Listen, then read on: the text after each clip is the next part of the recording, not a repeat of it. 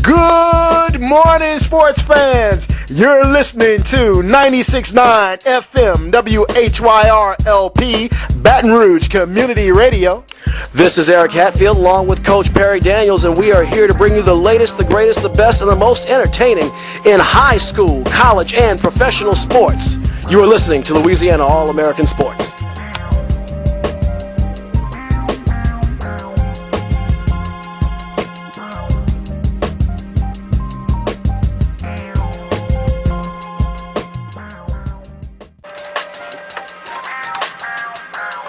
Good morning, Baton Rouge.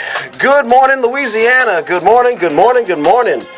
It's Saturday, and it's time for another edition of Louisiana All-American Sports. This is Eric Hatfield. I'm here with Coach Perry Daniels. Good morning, Baton Rouge and surrounding areas, as well as from around the country. We are going to jump right into our high school sports action. And I think we've got a bid for the sports. We sure do. We have a whole lot of high school sports action to cover today. It was a very busy week. Perry, why don't you lead in with a couple of scores real quick? Well, you know what, Eric? Some teams are, because of this new arrangement in high school sports, we've got some teams that are going into the quarterfinals. We've got some teams that are going into the semifinals. So it's going to be real interesting to see how this develops if this format continues into years to come. I'm extremely curious to see how that works out. So let's jump right into this. Holy Cross scored 27 first-half points last night as they held on to end the Catholic High Bears and Coach Dale Weiner's season by beating them 27-13 to advance. Covington upset the 3-seeded East Ascension Spartans 27-21. Another 5-5A team goes down. The Covington Lions rushed for 375 total yards as they advance to the quarterfinals next week. And in that quarterfinal game, they will take on another Baton Rouge area team because the Central Wildcats defeated the historic powerhouse, the West Monroe Rebels. What? And they beat them 14-0, Eric. Defensive coordinator Ken Hilton did a fantastic job preparing the Central Wildcats for that game to advance to the quarterfinals. How in the world did that happen? All right. Wow. Now, the Scotlandville Hornets played their first playoff game last night, and they lost to the Rummel Raiders 17-14. Right. So, and no shame in that. No shame in that. I take it, though, that the Scotlandville Hornets will now be getting geared up for their basketball season there, Eric. Yeah, Scotlandville is one of those places, kind of like, to use a college analogy, Duke, Kentucky, Kansas are not football-first schools. Well, Scotlandville is definitely a basketball-first school. There's no getting around that. So I'm sure the Hornets will be getting, the Hornets students and fans and alumni will be getting geared up for that. They'll shake that off pretty fast. Right. The Hornets have won the Class 5A state championship the last 2 years here in Baton Rouge. Around the state of Louisiana. Continuing on in 5-5A teams, the Dutchtown Griffins defeated the John Ehret Patriots 24-13. All right. And next week, the Griffins will host a pretty good Destrehan team down in Gonzales. I hope that they're... I was going to say, man, they better check their computers, get their firewalls up. That's right. They better have the 24-hour security because Destrehan don't play. Destrehan does whatever it takes to win. You ain't cheating, you ain't trying. So let's hope things go well there. The number 1 ranked U-High Cubs easily ran over Turlings Catholic 55-30. Nick Brosette, 296 yards, 4 touchdowns. I can't wait to see him in the purple and gold. Boy, that Nick Brosette is a beast. He's going to LSU next year. Next week, the Cubs will take on the Parkview Baptist Eagles. And the Parkview Baptist Eagles beat Notre Dame last night to earn this rematch against the Cubs. This time, the winner of the Cub-Eagle game will advance to the state championship to take on the winner of John Curtis and Evangel. Well, and you know what? I'm going to call that the de facto runner-up game because between John Curtis and Evangel, call me crazy. I think the winner's going to come out of that bracket. Well, I don't know, Eric. I tell you what. For the first time, these are the best two teams that the Baton Rouge area has to offer: Parkview Baptist and UHI. Right. They are clearly the best two teams, and they're going to take on one of those traditional powerhouses, Evangel or John Curtis.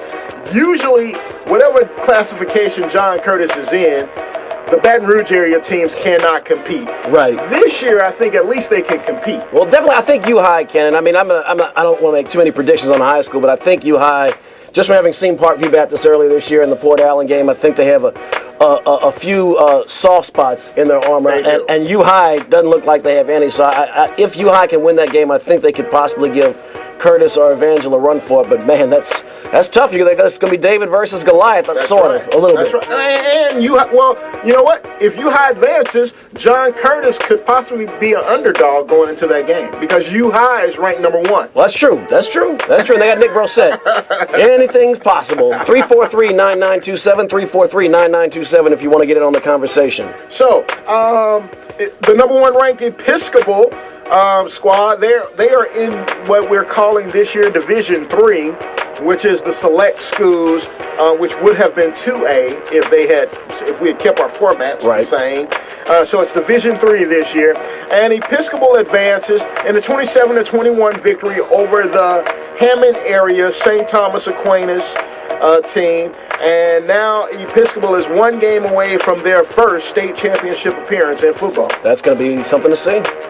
Rounding out the high school scores, we've got West St. John and our good friend down there, Robert Valdez, defeated Elton 68-20, and White Castle, our good friend, head coach Lamar Thomas, and defensive coordinator Kevin Jackson, they advance as they beat East Beauregard 30-22. How about that? All right, awesome. That is awesome. So we got some great action around the Baton Rouge area. And then I think we're going to go into the Southern Lab game last night. I do believe we are. Louisiana All-American-Sports.com game of the week was live from Doug Williams Stadium yesterday as the the Southern University Lab School Kittens hosted the Delhi Charter Gators, who came all the way down from Richland Parish, Louisiana, to face Southern Lab. Coach Nick Mitchell had his team queued up, ready to go. We interviewed a couple of their students after practice earlier this week. You can see that on Louisiana All-American-Sports.com. And it was really a classic high school battle. The final score was a multi-possession score. It was 34-16, but that was a little misleading. Score was 16-16 heading into the fourth quarter. Really a fantastic game. Now, there's one score, and I did not get to see this late last night, but I know that they advanced to play the winner of Ouachita Christian. They're playing Ouachita Christian. They are playing Ouachita Christian, so they're going to be traveling all the way up near the Monroe area. So, first of all, I wish the Kittens best of luck and have a nice, safe, and long trip up there to Monroe. But let's jump right into it. Last night, it was a slugfest in the opening period. It was like 2 boxers sitting there trying to spar with each other, trying to feel each other out, and see who had what to offer. And, I'll tell you, Delhi Charter, they came down, they had a long road trip. You'd think they'd be road weary, but they had at least a good 100, maybe 150 fans that came down that were ringing cowbells throughout the entire game. Oh, wow. Those folks, they love their Gators at Delhi Charter, so I was really impressed with the traveling. But let's just jump right into it last night. So, they swapped opening touchdowns. We were tied up at 8 apiece going into the second quarter. And then we had our, Derek Pate, who's a young fellow that we covered at Madison Prep Academy, transferred over to Southern Lab. So to break that scoreless tie, finally it opened up. There was a lot of running in the game, especially Delhi Charter. I'd say 90% of their plays were run plays. But then Southern Lab tried to retake the reins in the first half. Eric Hatfield here. What's up? Sorry about that, folks. Hang on. My bad, early in the morning. What happened? It sounded as though it was Right on. That was post game. Here. Oh, okay. Okay. Here we go. One receiver to the right. Shotgun formation. He's checking with coach.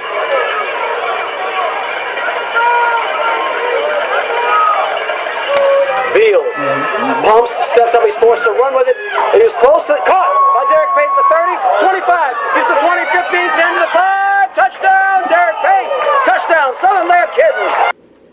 So that put the Kittens up by 8 points. That was kind of a breaker because really the Delhi Gators defense did a pretty good job of containing that short, quick passing game. If Southern Lab's one of these teams, they're almost always lined up in shotgun. They run a lot of quick screens, a lot of draw plays, almost everything out of the shotgun. So that was kind of something that kind of you would think that would have broken it a little bit open, being right there in front of the home crowd. But Delhi Charter had a fellow that stood out. This young man named Christian Colvin, number 5. Okay. This kid is about 5'10", I want to say, maybe 160 pounds. And he was running over some of the Southern Lab players. And you've seen some of the large defensive linemen that they had, Corey White and some of those guys. And this kid had over 200 yards at least. He had 160 yards at halftime, and I know he had way more than 40 yards in the second half. This kid was, it was like a little ball of thunder or something like that. And right when Southern Lab appeared to wrestle the reins away and start to try to build that momentum up that you can build against teams that come on the road who are slight underdogs, they responded right back. There's the handoff. Oh, Christian Colvin has all kinds of daylight. 25, 20, 15, 10, 5, touchdown, Delhi. One quick play. Christian Colvin up the middle. And he just galloped. Oh, before I could even, if you're watching at Louisiana All-American-Sports.com, before I could even set the down in distance, Christian Colvin with a 73-yard run. So that tied the score up at 16, and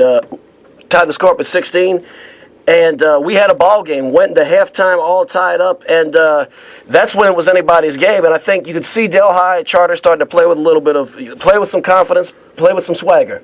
I don't understand why they wouldn't have confidence against that Southern Lab team. We've kind of watched them early on, although it sounds like they're a much better football team. I want to get your opinion on that. Right. How much have they advanced in the year? I know we're only at halftime, so maybe after you finish. Sure. No. Yeah. I'll definitely get to that, but I'll say this much to kind of tease the audience: is that coaching teams are often reflective of their coaches, and I think the difference we've seen in that team is a direct reflection of Coach Nick Mitchell and his staff. And we'll actually get to some of that in the post-game interview that we had with Coach and a couple of the players. You can really hear it in their voices.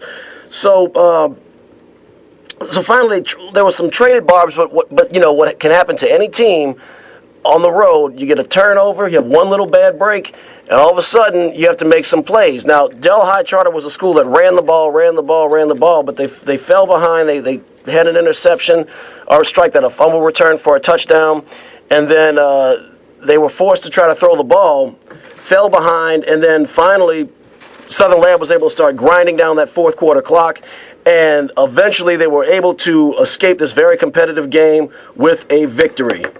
Delhi Charter Gators will take over with 2 minutes and 56 seconds to go in the ball game, and one last desperate gasp. They need to get down the field. They need an onside kick. They need to get down the field again. Anything is possible, although albeit unlikely, but I've seen stranger things in high school football. Maxwell rolls out to his right. He's under pressure. He's forced to hesitate. Gets intercepted. That'll slam the door. That's going to do it. This one's over. Dorian Lang with the interception. A 13-yard return. And it's first and goal again for the Kittens. That will do it. That'll do it. With 2:42 to go, the Kittens are heading on to the quarterfinal round of the 1A playoffs. And that was Dorian Welsh, middle linebacker. I had him crisscrossed in my head with DeMonte Lang, the fine running back for Southern Lab. So that slammed the door. Defense really won that game in the second half for those guys. So we chatted with Coach Nick Mitchell after the game, and I think he answers your earlier question, I think better than I could possibly answer it. Here we go with Coach Nick Mitchell, and also with quarterback Blade. Great game. Congratulations. Get a quick post game. Yes, that's what makes sense. Coach, your kids duked it out. Blow for blow with these Delhi Charter Gators in the first half. It was really tight. Team broke it up in the second half. What happened? What was the difference? The difference is they believed in the process. We had been through a lot of games this year where we faced adversity, and we knew that if we just stayed the course and did what they were told to do, that everything was going to be okay. And they believed at halftime. I could see the look on their faces. And I challenged the defense because our offense, we didn't really come out and be explosive like we usually are. But our defense looked at our offense and said, we'll take the slack and we'll make sure we keep it right where it is. You guys looked like y'all really stayed at home on defense, and it seemed to pay off. The patience, as you pointed out, the process seemed to pay off with a lot of turnovers in the second half. Has that been happening to you guys all year, where they're kind of wait for something to finally pop? Well, we knew that they were going to be a running team, obviously.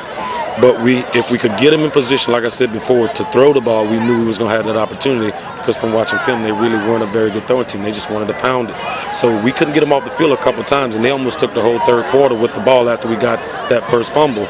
But again, our defense made the stand, and that's what's most important. Defense took the offensive slack, and they played together as a great team now. Christian Colvin, the running back, number 5 for the Gators. If I, told you at the start of the game he was going to pile up 200 yards, would have made you feel a little uneasy at the start of the game. It would have made me uneasy, but I knew that we just had to stay the course, man. I'm really lost for words, but it's really a credit to guys like Dorian Welch and our defense, who, when we put those guys in those positions Monday, Tuesday, Wednesday, Thursday, they just believed in what we told them what was going to happen. And because of that adversity, we now understand how to finish ball games.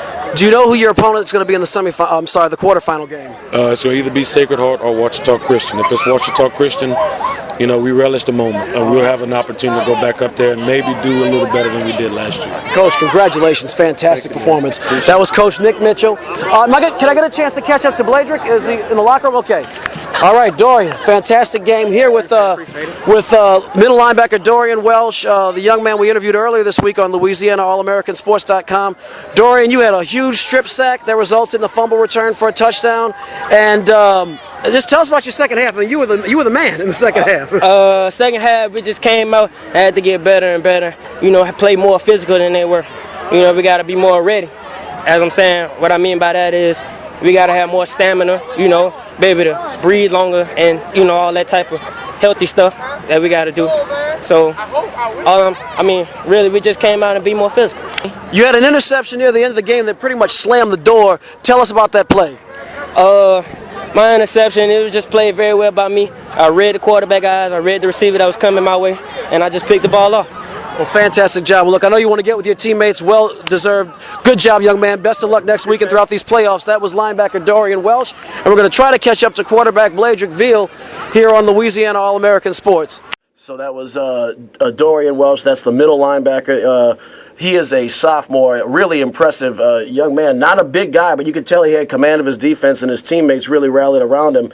And then there was the man on offense calling the signals, good grief, Bladrick Veal, quarterback, also a sophomore. And I tell you can really hear the maturity when this young man speaks. These were his comments following the victory.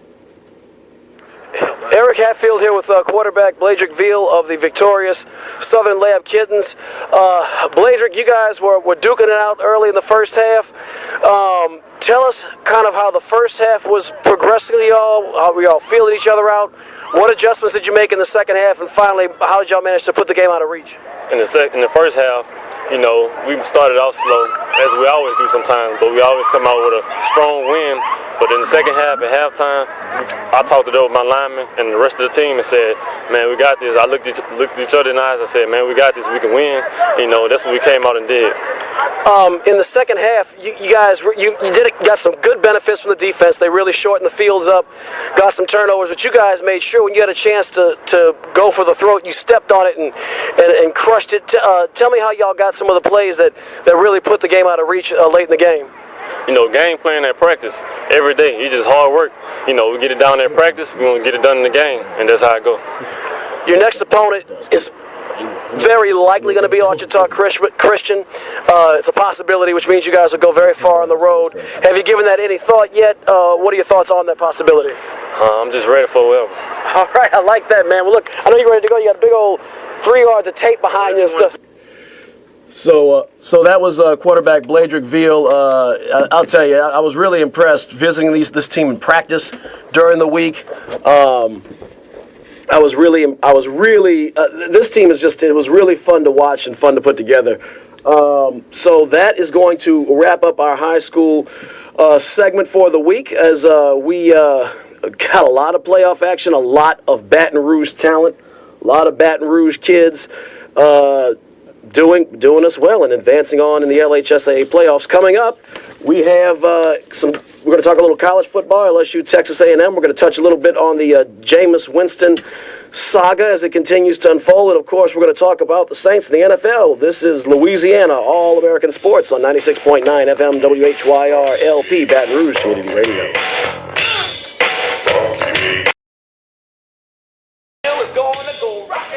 All right, we are back here on Louisiana All-American Sports, as we have hope you've enjoyed our coverage as we've wrapped up some of the high school football playoffs action, and we're going to jump right into the college game. Playoffs? Don't talk about playoffs. Wait a second. No. Playoffs? Coach. No, Coach, it's a little late for that. No, we're done with the playoffs. Hey, we've got more to come. They only get better as the weeks go on. Don't talk about playoffs. No, Coach. You kidding me? No. Okay, so on to the college game. On to the college game. The Southern University Jaguars are off this week as they get ready for the annual Bayou Classic down in New Orleans. So we'll talk about that all next week.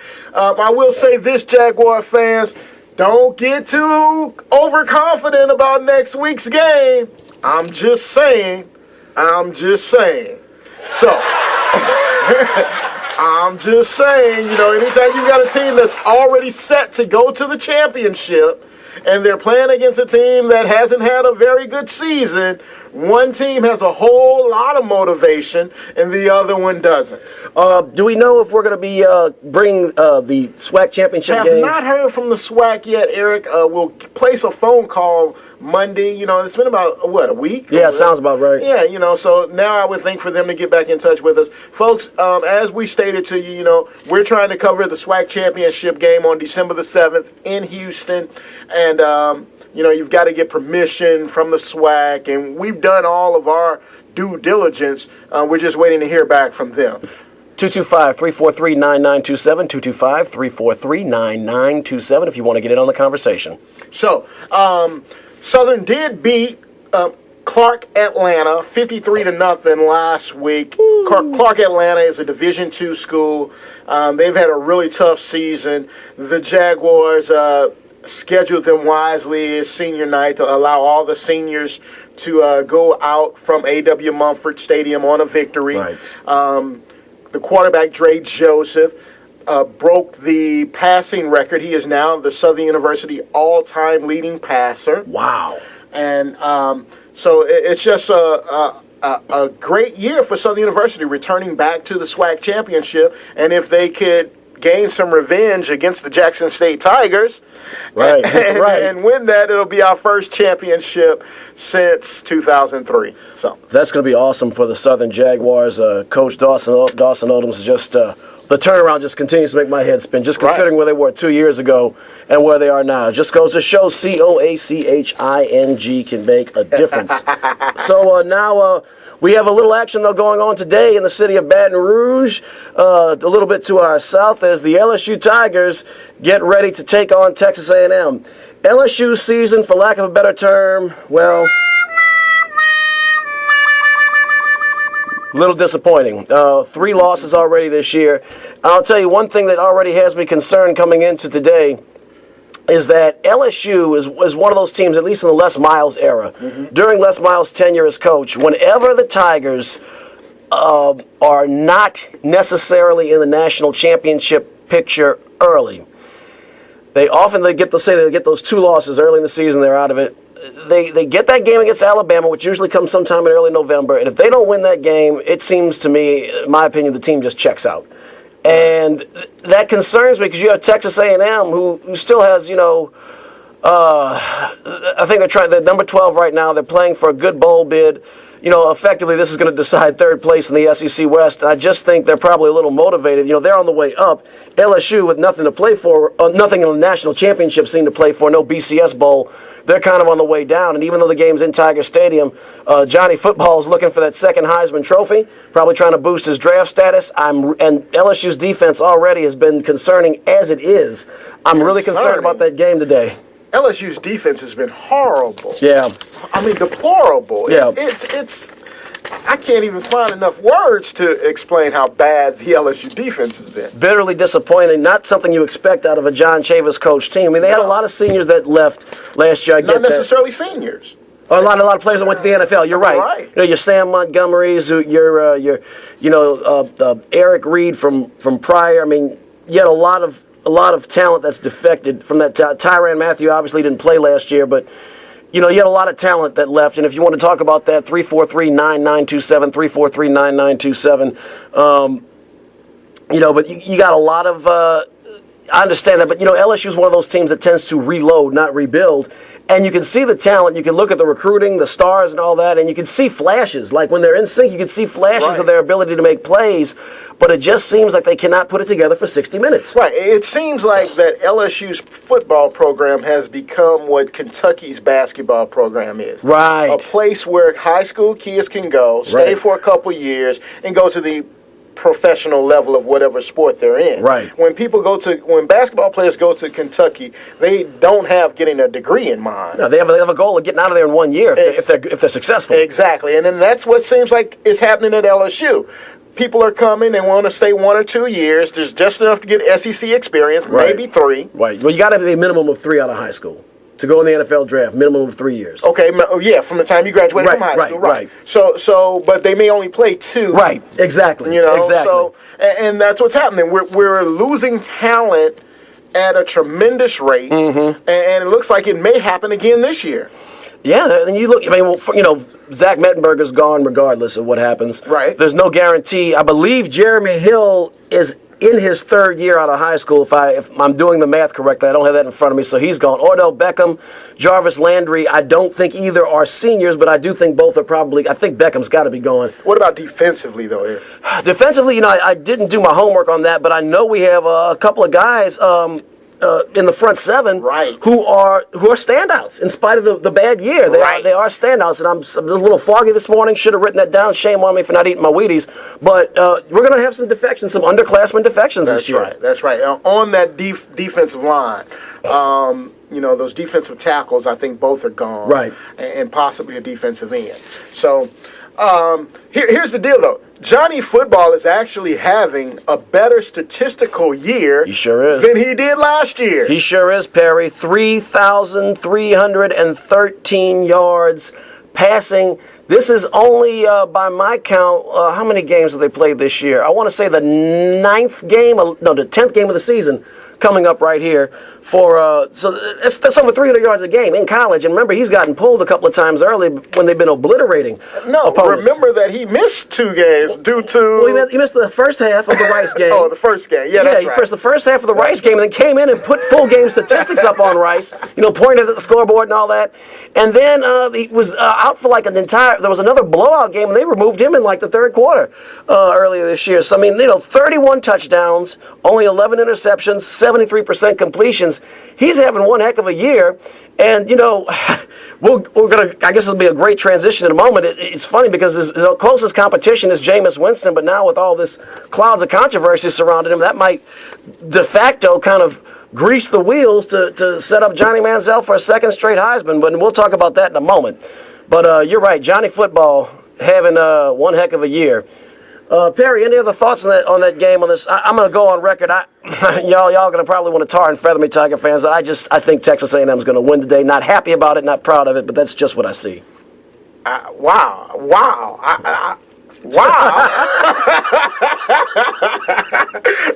You've left me speechless.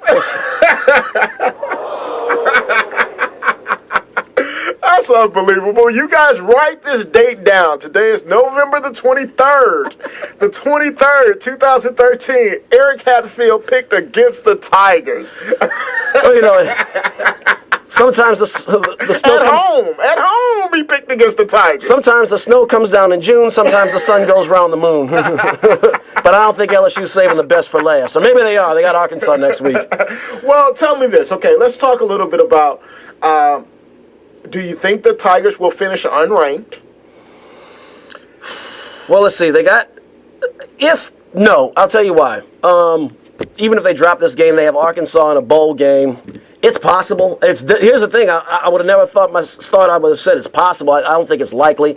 I think because because the possibility is so strong, we could have 4 losses. I think we're going to get a cupcake in the bowl game, and even if they're not dialed in, I think they'll be able to. One of those teams that's so inferior will be able to use sheer brute force. We'd have to be the best 4-loss team in the country. Right, exactly. Now, Arkansas always comes here and plays for pride, but Arkansas's got so many problems this year. They just look so discombobulated.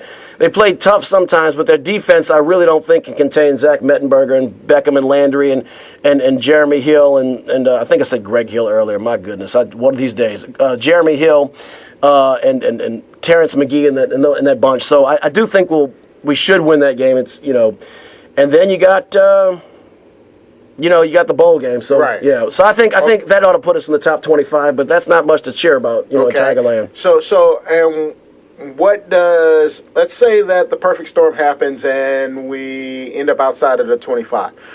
Top 25. What does that mean for Les Miles? What does this season mean for Les Miles, anything? I don't think it means anything, Perry. I mean, Les Miles' career record as of today is 92-24. He's won 80% of his games. Right. The only active coach with a higher winning percentage is Chris Peterson of Boise State, who's playing with men among boys out there in the West. Gary Patterson, in contrast, is 88-26. Mac Brown of Texas, legend, 87-27.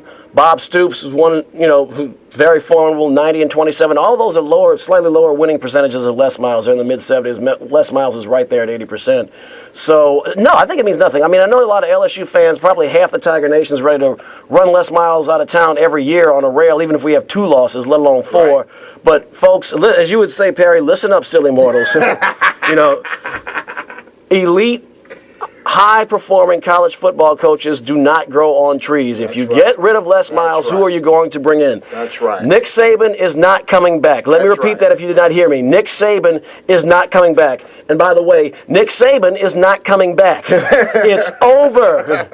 Like Bear Bryant, his reign here is dead. It's over. I don't think he'll ever leave Alabama. I don't think he will either. You hear all these rumors about Texas. First of all, Mac Brown has a fire on him. He's so worried about his job. He's got Texas playing well. Yeah, he's pulling irons out of the fire. But second of all, Nick Saban does a good thing there, and he's over 60 years old. Alabama's not going to let Texas outbid them on money. They'll go into the endowment if they have to keep that there. So that's not going to happen. But you fire Les Miles. Besides paying him close to $20 million, which is not monopoly money. I hear people say, LSU's got that. No, we don't. Okay, there's a reason it's money. It's not monopoly money. It's not. They don't just give it away. All right. Otherwise, you give him your $10 million and run him out of town. You have to replace him with somebody. So I'm kind of glad that one came up, Perry, because I had to get that one off my chest. I think it's so ridiculous and silly when you hear some of these yahoos talking about running Les Miles out of town. Who in the world are you going to replace him with? Right. Yeah, I agree with you wholeheartedly. So Go ahead. Those are 343-9927, 343-9927 if you'd like to get on the conversation. If you'd like to say why we should run Les Miles out of town, I would love to debate you right here on Louisiana All-American Sports on 96.9 FM WHYR. I'm going to go on record and say that I agree with you that Texas A&M and Johnny Football are going to leave Baton Rouge today with the victory. Yeah. I think it's just too much offense. The LSU defense is just a little too bad. Although I do think Mettenberger will have a big game today and put up some impressive numbers. I think so. I mean, A&M's defense, that's the one bright spot. A&M's defense is a step below ours, and we have a lot of defensive talent with a lot of mental lapses. Texas A&M really does not have an elite defensive talent by SEC standards. So I'm feeling pretty good about our ability to perform. I just think, boy, Johnny Football is just a special guy. He really is. Like I said, I've seen nobody like him since Michael Vick. So anyway, we have, speaking of college football action, of course, we have the drama continuing in the Jameis Winston case. As we talked about, he is probably, at this point in the season, the only other realistic challenger to Johnny Manziel for the Heisman Trophy. He is putting up incredible numbers at an alarming pace. And he has, Johnny Manziel, like I said, has 31 touchdowns, 11 interceptions, very impressive. I think Winston's interception ratio, I don't have it in front of me, but it's in the low single digits. So, I mean, he's an impressive talent. Florida State's undefeated. They have everything lined up to contend for a national championship with Alabama, and what I think would actually be a competitive game with Alabama for once, assuming that the Crimson Tide continues to run the table. So that's set up, but we have this case with Jameis Winston. To bring everybody up to speed, December 2012, roughly a year ago, there was an alleged sexual assault, and we come to find out in November of 2013, 11 months later, that Jameis Winston could be involved in the incident, or definitely was involved in the incident, and but in 2012 he was not questioned by authorities, no charges were pursued. Jameis Winston was a redshirt freshman; he had not got on the field. Okay, so that was a little eyebrow raising that all of a sudden now in November 2013, the news is reaching the public for the first time about this alleged case when, he wasn't anybody until around October, November of 2013. So here we are now. Florida State is in the running for a national championship. Jameis Winston is the only other serious contender for the Heisman at this point in the year, and boop, up comes a reopening of this almost year-old case involving. I'm going to run that. This almost year-old case involving Jameis Winston with this accuser. Now, Jameis Winston's legal team volunteered a DNA sample. That sample, for all practical purposes, matched the sample found on the clothing of the victim, on the underwear of the accuser. Jameis Winston's legal team maintains he did nothing wrong. So we're talking about basically consensual versus some kind of a sexual assault. The victim's family said it was a rape. So there's so much that we don't know, but here's what I do know. Nothing was pursued last year. Nobody cared about Jameis Winston last year. Nobody knew who he was. Now this year he's somebody. And to go back to Mike Jones, last year they didn't want him. Now they be all on him. Now the attention's on this case, and this is resurfacing after the fact. Well, why wasn't he charged a year ago? Why wasn't this investigation done a year ago? Why wasn't a DNA sample subpoenaed a year ago? The accuser described the assailant last year of being about between 5'9" and 5'11". Jameis Winston's 6'4". You can't make those kind of mistakes. Dave Chappelle often said, sometimes they'll describe suspects in a crime as a male between 5'4" and 6'11". Well, I mean, that seems to be the case right now. How do you go from 5'9" to 6'4"? You can't confuse that. 5'9" is average to below average height. Jameis Winston is not that at all. Right. And I'm laughing. This is a serious matter. But, Eric, I kind of feel bad because we as media folks, we're fueling this non-story, I think. And I understand famous Jameis, his position and all that. But I think that this is a non-issue. Here we've got a guy that there's been some allegations alleged towards him. Right. Alleged towards him. And when we're talking about this preventing him from being awarded what may rightfully be his. Now that's debatable, right, whether or not he deserves. But something like that could tip the debate. Just the accusation. See, but here's the hypocrisy in it.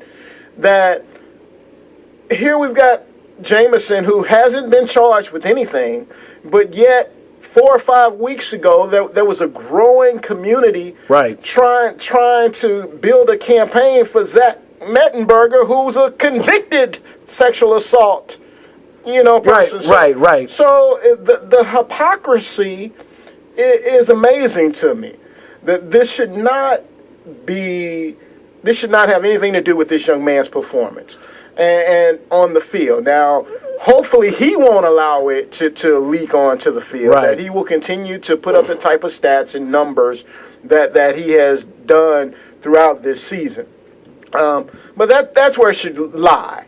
And Right, whatever on the happens field. on the field. Right. And that should be the only thing we use to judge whether or not he or Johnny Football are the best, most impactful player in college football this year. I agree, and especially with no charges, no trial, no nothing. There's just too much that we do not know. Exactly. Prosecutors did announce that they make a decision on whether or not to charge Jameis Winston at some point next week. So we'll see where that goes. And I think the only responsible thing to do is see where that goes. Right. Rounding out our college football action. The Baylor Bears travel to play the Oklahoma State Cowboys today, and Baylor continues to be unbeaten. And I'll tell you, they got some. They're playing some football. At Bryce Petty, 24 touchdowns, 1 pick, 3,000 yards passing. They just tore Texas Tech up last week. Texas Tech put 34 points on the board. Sounds imposing, but the Baylor Bears won by 29 points. I mean, they're making it look easy. Lash Seastruck is averaging almost 9 yards a carry.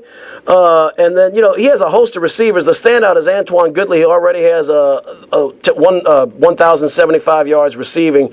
That Baylor Bears offense is beginning to look unstoppable, but their defense is tough, too. Now, Oklahoma State's got a pretty good defense, too.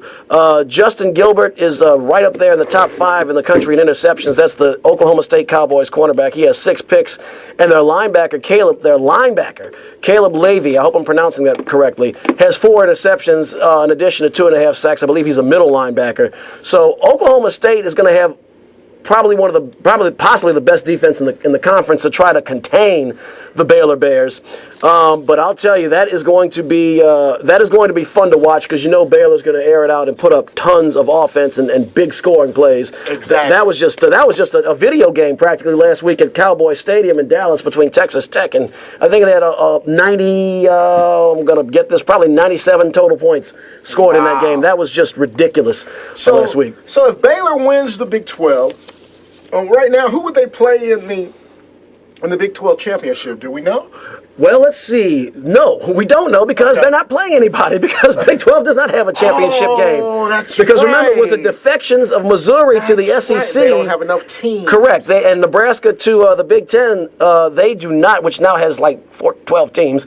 But anyway, they only have 10 teams. 8 teams in that conference, and there were a couple other defections. Colorado defected to the Pac-12. They don't. You have to have, I believe, 10 or more teams to have a conference championship game. So that's probably going to hurt Baylor a little bit down the stretch. They don't get that one extra game against a solid in-conference opponent to push them up in the BCS rankings. Well, it may help them, because right now, if they continue to run the table, they're going to get a BCS bowl game. Well, they're definitely getting the BCS bowl game. I think that's going to happen. I think they're going to win the Big 12 regardless. Right. But we have Ohio State that's unbeaten, and they actually have a championship game in the Big 10. They have Florida State and Alabama. If they continue to win, nobody's jumping them. Right. So we'll see what happens. But it's going to be a matter. I mean, I guess we'll be able to determine whether or not.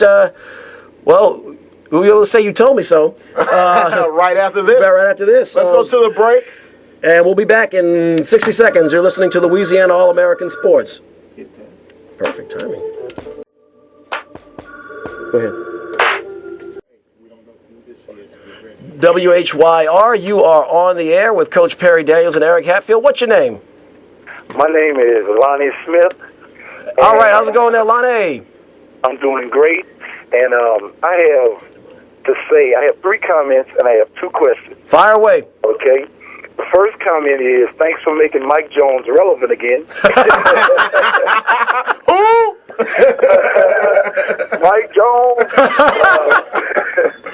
The second thing is, I want to make a short comment going back to Les Miles. I don't think it's so much about his statistics or so much about how he's brought things here, in the wake of Nick Saban leaving. I think it's about change. It's almost like if you eat peanut butter and jelly for lunch, or if you have eggs and bacon, it's good and it may be nutritional and it may actually save you money, but do you need a change? I think it's about, are we getting stagnant? Because if you look at the top 3, if you had to name just off the top of your head the top 3 programs based on the last 10 years, I would be thinking LSU and Alabama, and then I'd have to stop and think, well, do I put Oklahoma or Oregon or somewhere, some USC, Right. someone like that in there? But my thing is, LSU and Alabama have to have the benefit of the doubt because they're in not only the same conference, but in the same division.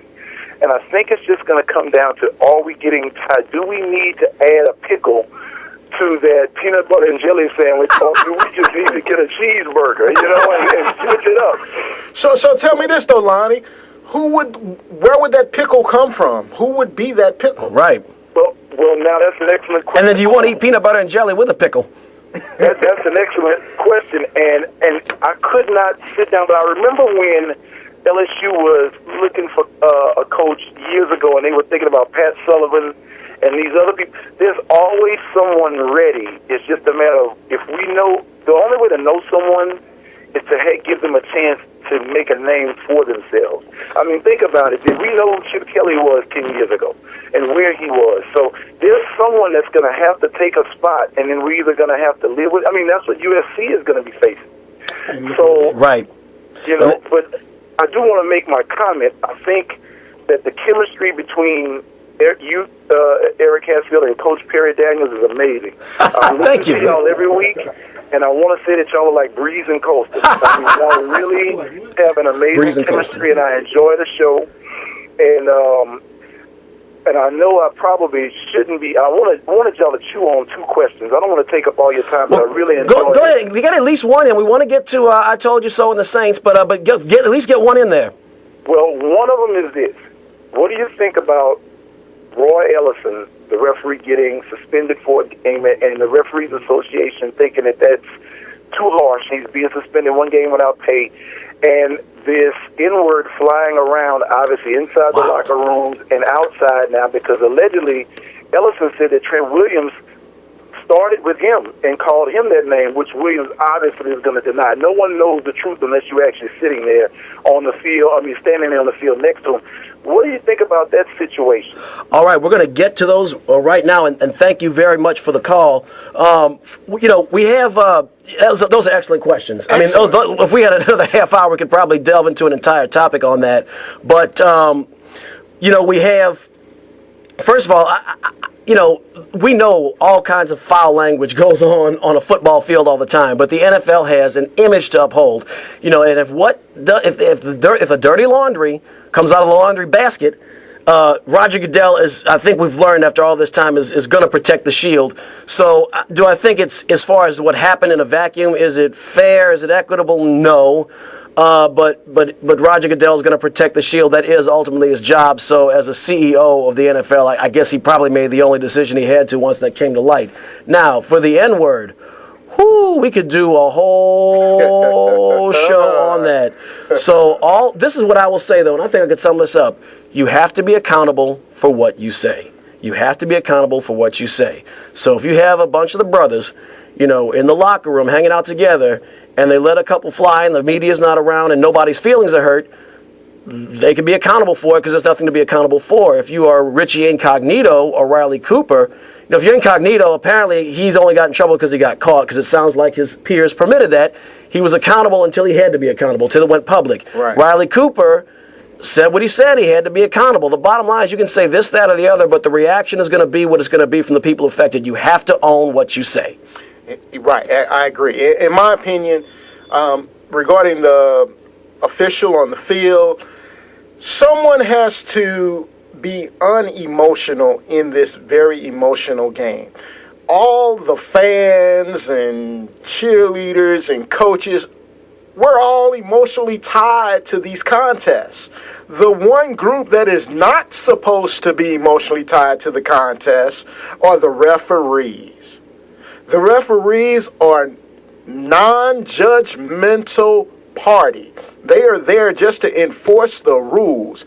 So when I hear this referee is getting on this player and sounded pretty passionate about some of the comments that were said to the player, that tells me that he may not be fit to perform his job adequately. Well, I'll tell you what, he's as they often say, I'll bet you he won't do it again. He shouldn't. I know what I think. His peers might tap him on the shoulder and say, you know what, Chief, I told you so. Right. And so, while we're talking about I told you so, let's get into where Perry and I can say I told you so, and you can tell us I told you so.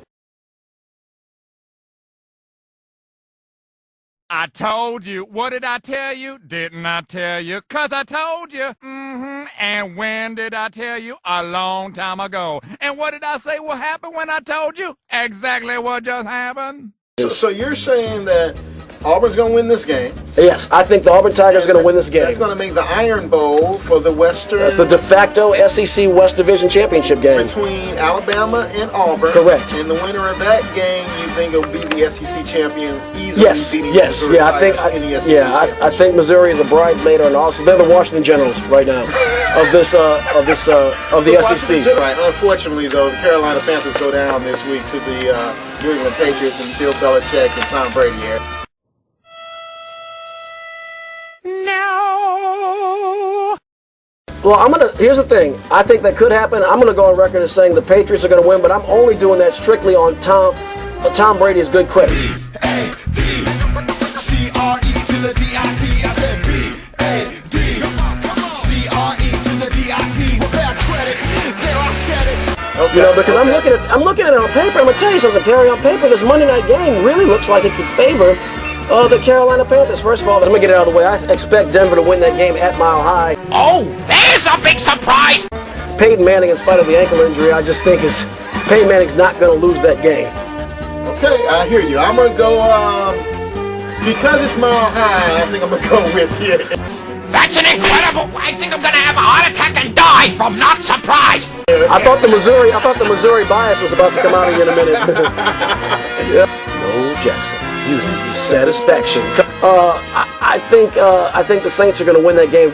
If they can rip that off, if somehow the football gods can smile upon the Saints and they can rip off a win in Seattle, you got this on record. If the Saints do that and don't have a meltdown, don't have an injury to Drew Brees, and clinch home field advantage throughout the NFC playoffs, I think they're going to the Super Bowl. I am concerned about the Saints being able to stop the running attack of the San Francisco 49ers. It is one of the best in the league with running the football.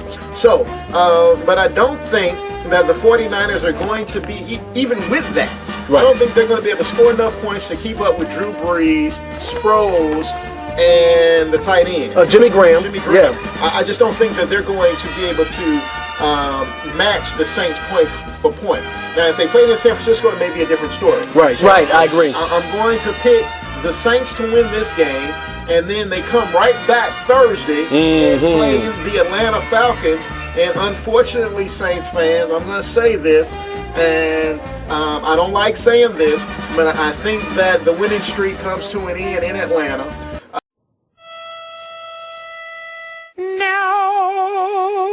They're going to play the Saints very well. They're going to play inspired football, and I do think they'll pull out the victory against the Saints Thursday night. Well, they can be inspired, and they can wish in one hand, poop in the other, and see which one fills up first.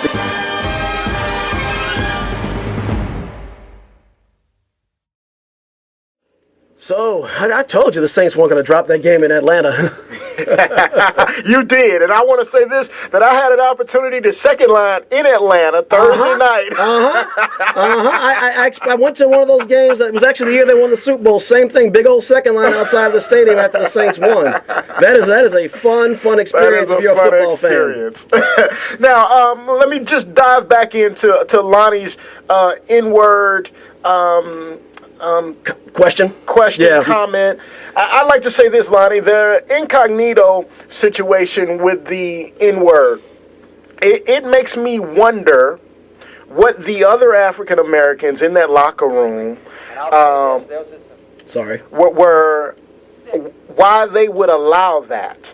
And that makes me think that there is something to that Jonathan Martin story that hasn't been disclosed yet. Right. Because I just don't see in that situation. Now, on the field, it's a little different when you hear that word. There's something, the cameras are on, that, there's things that you can't do. But in a locker room, I don't see other African-American males allowing that to go on. There's something regarding Jonathan Martin that hasn't been disclosed yet, and I'm waiting to hear what it may be. They don't like him. I mean, there's something about it. But why, Eric? It's not just because he's intelligent. I'm surely they've played with other intelligent folks before. They did something to rub him the wrong way. Yes. We got any other comments? We got. I think we have a coach. You want to say something about that? Sick people. Mentally sick. Thank you, Coach Mora. Speaking of the Saints, they have that game coming up next Monday night against the Seattle Seahawks. That is going to be, in my opinion, the de facto, what I'm going to call the National Football Conference regular season championship game, which could ultimately determine the real NFC championship, going to determine home field. Boy, we'll talk about that in more depth next Saturday. Yes. But that is going to be, I'll just preview this, and I'm going to keep an eye on the Seahawks this weekend and so on, but that's going to be tough. That's going to be a real tough challenge for the Saints. You know, you do not win a lot of games there at Qwest Field. It is one of the loudest places in the NFL as far as outdoor stadiums, the loudest. Seattle, even when they've had mediocre seasons, has had one of the toughest home field advantages in the entire league. So, man, oh man, oh man. Also on the NFL schedule today. On Sunday rather. Stay tuned for after our show. Noel Jackson. Music Satisfaction. Coming up in about 2.5 minutes. We have Indianapolis. They're traveling out to the desert to play Arizona. Arizona's getting red hot at the right time right now. John Abraham was let go by the Atlanta Falcons last year. 13 years in the league. Thought he was washed up. Well, he has 7 sacks this year, 3 forced fumbles, 3 tackles for losses. And the Cardinals have one of the best run-stopping defenses in the league. And Carson Palmer last week, 419 yards passing, 2 touchdowns, 71% completion. Granted, it was against the Jacksonville Jaguars. He seems to be getting more comfortable and playing better every week out there. And if his veteran presence could just give the offense enough offense for the defense to give them a chance to win, they're going to be a thorn. I don't think they're going to the Super Bowl. I don't even think they're winning that division, but they could make the playoffs, and they're going to be a pain in some teams' behinds. That's right. And that's going to be a really good game with them and the Colts this week. And finally, last but not least, let us not forget we have coming up, waiting all week for Sunday night, we have Manning versus Brady, Part 14. The Denver Broncos traveling out to the New England Patriots to Foxborough to play that. I'm going to say it on record already, is that I think that the Denver Broncos, as good as they are, the Patriots are reeling after that very strange loss on Monday Night Football on the last play of the game. I think they're going to be focused, and it's just hard to win in Foxborough. I think Tom Terrific is going to get back on the horse, and the Patriots win that one. I agree with you. So we got about 1 minute left. Any parting shots we got before we let old Noel get going? ADT, JNS, I love you. Dad's in town. Eric took him 2.5 hours to drive from Texas due to all the Texas A&M fans. Not 2.5 to drive from Texas, from Lafayette to Baton Rouge. Took him 2.5 hours yesterday. My goodness, those Aggies, I'll tell you. Talk about gigging. They're gigging them on the highway and on the football field. So that's all we got for today. Please join us next week. And please log in next Friday night at 7 p.m. for the Louisiana All-American Sports Football Game of the Week. We'll be posting the scheduled game on the website as soon as we make a determination, hopefully at some point over the weekend. And so, as we often say around this time, have a good afternoon. See you next week, 11 o'clock on 96.9 WHYR.